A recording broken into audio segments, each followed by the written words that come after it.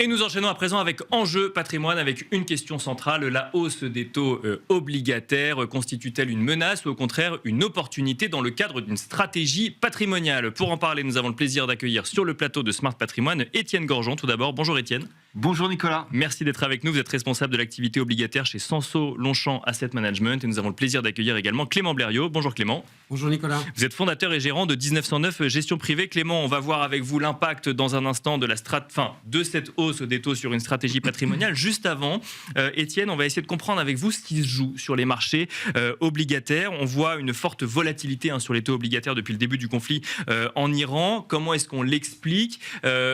Je ne suis pas sûr qu'on puisse anticiper ce qui va se passer dans les prochains jours, mais au moins, ça nous donnera une compréhension un petit peu des grands enjeux et des grands drivers à l'heure actuelle sur les marchés obligataires. Bon, pour rester dans la stratégie et éviter l'astrologie, donc ce qu'on ne sait pas, bien sûr. J'aime bien, moi, me référer à ce que nous dit l'histoire. Ce que nous dit l'histoire sur les chocs énergétiques précédents, donc des 40-50 dernières années, c'est que, premièrement, c'est plutôt une opportunité, historiquement. D'accord. C'est-à-dire que c'est des baisses qui engendrent plutôt des opportunités d'achat pour les investisseurs. Ça, c'est la première chose. La deuxième chose, c'est que le schéma actuel de ce qui se passe, notamment entre l'Iran, les États-Unis et Israël, est assez normal quand on le compare au choc précédent. C'est-à-dire que plus haut, plus bas, alors c'est des moyennes, c'est assez grossier les moyennes, mais ça donne juste un point de référence. Si vous regardez la baisse sur le S&P des précédents chocs, c'est moins 8%. D'accord. Le point bas est entre 3 et 4 semaines et on a récupéré son point haut entre 1 mois et demi et 2 mois. Il se trouve qu'on est à peu près dans ce schéma-là. Ça, c'est la première chose. La deuxième chose, j'ai parlé d'opportunités d'investissement. C'est vrai, dans une grande majorité des cas, il y a un cas dans lequel c'est pas une opportunité d'investissement, c'est quand le choc se traduit par une très forte remontée des prix du baril qui génère par une inflation qui remonte très fortement, des banques centrales qui prennent peur et qui augmentent très fortement les taux. C'est un scénario qui est envisagé aujourd'hui, en tout cas qui est commenté aujourd'hui. C'est un scénario pas improbable à un moment où les économies sont un peu faibles. Il y a eu un scénario pas si éloigné de nous qui était dans les années 90 avec la première guerre en Irak.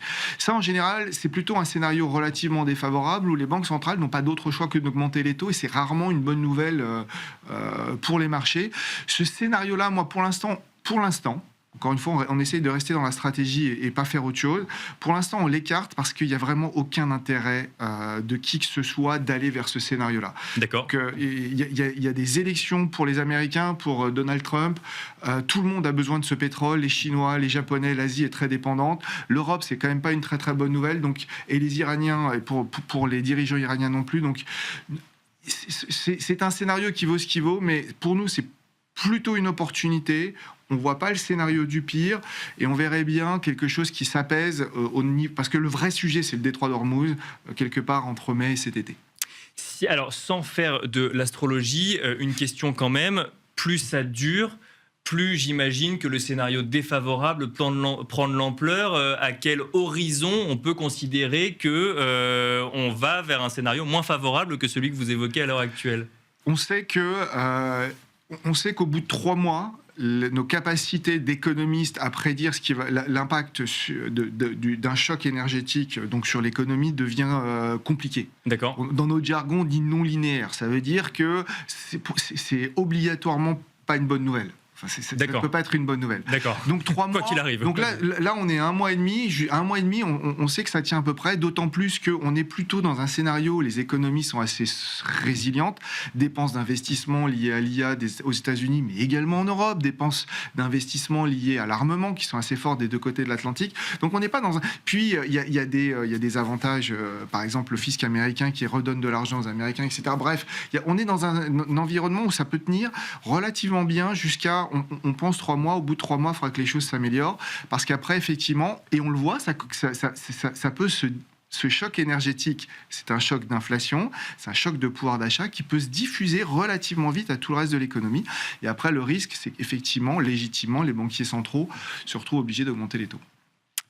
Clément Blériot, quelle est l'analyse que vous faites? Alors l'analyse plus patrimoniale du contexte actuel. Est-ce que des taux obligataires qui augmentent, c'est une opportunité à court terme pour un certain nombre d'investisseurs? Est-ce que déjà vous avez des inquiétudes qui viennent de la part des épargnants que vous accompagnez sur est-ce que je change quelque chose tout de suite? Est-ce que j'attends de voir ce que ça donne sur le long terme? Est-ce que c'est une bonne chose de ne pas évoluer sa stratégie à l'heure actuelle?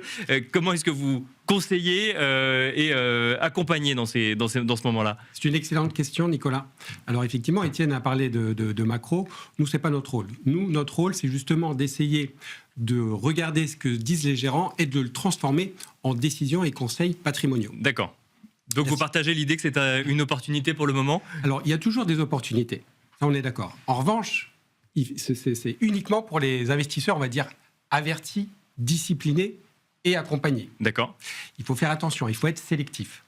Ce qui est sûr, c'est que lorsque l'actualité regarde les marchés, nous, on est toujours basé sur les allocations. Et on voit qu'effectivement, la volatilité des taux, elle est là depuis un certain temps. Donc, on ne peut pas nous dépendre que d'un scénario. On est toujours obligé donc d'anticiper plusieurs scénarios. D'accord. Et parfois, quand l'investisseur final a un scénario, nous, il faut qu'on soit capable d'avoir une allocation robuste pour que s'il s'est trompé dans ses convictions, nous, en tant que conseiller patrimonial, on ait fait le nécessaire. Mais concrètement, est-ce que ça veut dire qu'aujourd'hui, on va plus vers des fonds obligataires datés parce qu'il y a un peu plus de rendement, ou à l'inverse, on sort de tel ou tel type d'investissement en lien avec l'impact sur les marchés financiers? Alors, si on parle classe d'actifs, oui, effectivement, les fonds obligataires datés sont une solution aujourd'hui. Donc ça, c'est plutôt une opportunité. Ça, c'est plutôt une opportunité. Après, si on a une hausse des taux, c'est toujours bien parce que ça nous donne une brique obligataire avec du rendement visible. Et puis aussi, ce qu'il faut savoir, c'est que sur la partie diversification, on n'oublie pas le lissage, les points d'entrée. D'accord. Voilà. Donc, il faut avoir différents points d'entrée. Ça, c'est très important. Faut-il réagir en tant qu'investisseur, en tant qu'épargnant, à ce qui se joue depuis 1 mois et demi en Iran, ou au contraire, faut-il rester sur sa stratégie patrimoniale telle qu'on l'a définie il y a plusieurs mois, plusieurs années avec son conseil? C'est une excellente question là aussi, Nicolas. Il ne faut pas faire l'autruche en se disant il n'y a pas de crise, il n'y a pas de guerre, il n'y a rien. Mais en même temps, il faut rester stoïque et ne pas prendre de décisions impulsives. Ça ne remet pas en cause l'objectif ou le projet du client. Donc toujours se référer au projet, d'où la discipline, et peut-être faire une mise à jour, mais en tout cas ne pas prendre de décision hâtive. Étienne Gorgeon, plusieurs questions sur... On ne fait pas d'astrologie, évidemment. Est-ce qu'on est dans une situation comparable à 2022, notamment en matière de stratégie de banque centrale pour répondre à un choc inflationniste énergétique? Non, je pense que, en tout cas, pour l'Europe en particulier, le choc est moins important. Ce qui est intéressant, c'est il y a toujours un endroit dans le marché où vous allez trouver une information intéressante. Là, l'information intéressante, elle vient ce qu'on appelle des swaps d'inflation. Ce qui me permet donc, c'est un marché extrêmement liquide qui permet aux investisseurs, qui permet à tout le monde de voir un peu ce que le marché estime en termes d'évolution d'inflation. Ce qui est très intéressant, c'est que cette prime de risque sur ce risque inflationniste a baissé aux États-Unis. Et il a augmenté en Europe. Donc le risque est plus fort en Europe qu'aux États-Unis. Aux États-Unis, il a baissé, ce qui fait que les taux sont remontés d'à peu près 35-40 points de base et au plus haut à 50 points de base des deux côtés de l'Atlantique, mais pour des raisons différentes. Il a remonté aux États-Unis pour des peurs de déficit budgétaire, le fait que l'administration Trump challenge le droit constitutionnel, tous ces facteurs-là. Donc cette prime de risque qu'on appelle la prime de terme dans notre jargon, qu'on appelle qui nous rémunère pour détenir des obligations longues, a plutôt remonté, et c'était pas lié à l'inflation. En Europe, c'est plutôt l'inverse. C'est plutôt lié à l'inflation parce que, et c'est là où je vous rejoins, Nicolas, il y a un mini-trauma quand même, petit trauma, que la Banque Centrale Européenne a été trop tardive à augmenter les taux dus à cette inflation qu'elle voyait transitoire, et que de fait, en 2022, elle a dû y aller extrêmement fort, extrêmement vite.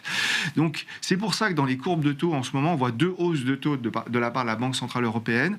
Moi, mon sentiment, c'est que c'est pas impossible qu'elle les fasse de manière préemptoire, parce que plus cette période d'instabilité liée à ce choc énergétique perdure, plus les effets de second tour vont arriver. Par contre, je ne pense pas que l'économie européenne soit dans une solidité assez forte pour se permettre de garder ces taux, cette augmentation de taux de manière pérenne. Dit autrement, moi je parierais plutôt sur une hausse de taux que 2, comme le marché. Et je me dis que si elle en fait une, c'est pour baisser dès qu'elle a une visibilité un peu plus forte. La seule chose à laquelle je crois fondamentalement, c'est qu'il me semble, ou il nous semble du côté de chez Sanso-Longchamp, que des deux côtés de l'Atlantique, on est plutôt à des niveaux de taux pour l'instant qui sont plutôt pas trop mal. Ils ont un tout petit peu de temps Ok. Les deux banques centrales ont un tout petit peu de temps.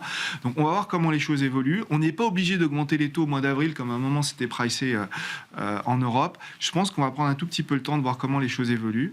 Mais il y a une bonne nouvelle quand même dans tout ça, c'est qu'on a du rendement. C'est-à-dire que, Oui, bien sûr.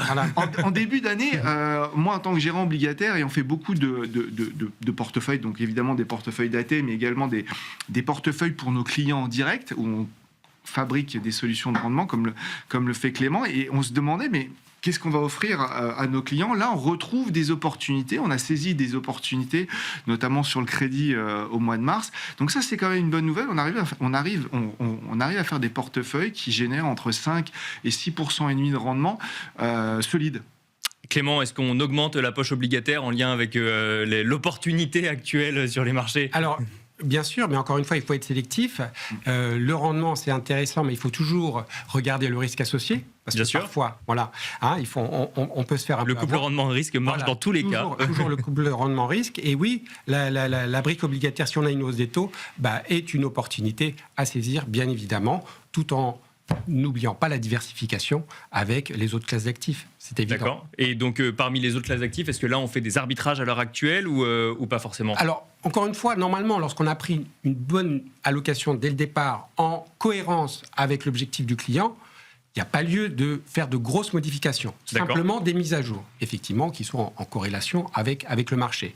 Donc les fonds datés, ça fait plusieurs mois, plusieurs années qu'on les a en ligne de mire et elles ont un rôle très important. Bien sûr. Mais pas que. C'est-à-dire qu'aujourd'hui, le monétaire peut aussi avoir du sens si la hausse des taux se précise. Et puis, dans une diversification, on n'oublie pas les actions, mais les actions, on va dire, à pricing power, donc très sélectives. On oublie le bêta, on va vraiment regarder le pricing power.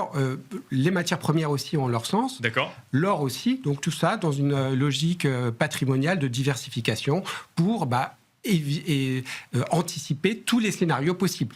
Hausse comme baisse, comme statu quo.